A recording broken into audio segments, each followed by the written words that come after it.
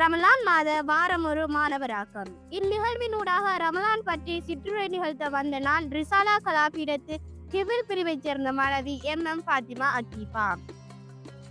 உங்கள் அனைவருக்கும் அஸ்ஸலாமு அலைக்கும் வரஹ்மத்துல்லாஹி வபரகாத்துஹு. ரமலான் என்பது இஸ்லாமியர்களுக்கு புனிதமான மாதமாகும்.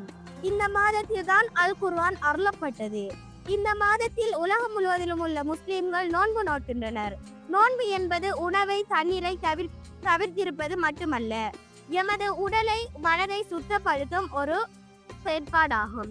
இந்த மாதத்தில் சுவர்க்கம் திறக்கப்படும், நரகம் மூடப்படும், சைத்தான் விலங்கிடப்படுவான்.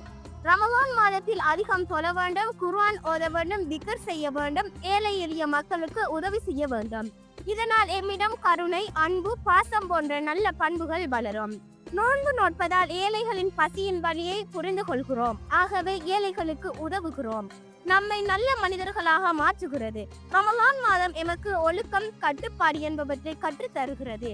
இந்த மாதத்தில் செய்யும் நற்காரியம் அதிகம் நன்மை கிடைக்கும். ஆகவே நாம் எல்லோரும் இந்த மாதத்தினை சிறப்பாக கழிக்க வேண்டும் என்று அல்லாஹ்விடம் பிரார்த்திக்கிறேன். வாஹிர் தவானவனில் அல்ஹம்துலில்லாஹி ரப்பில் ஆலமீன். அஸ்ஸலாமு அலைக்கும் வரஹ்மத்துல்லாஹி வபரகாத்துஹு.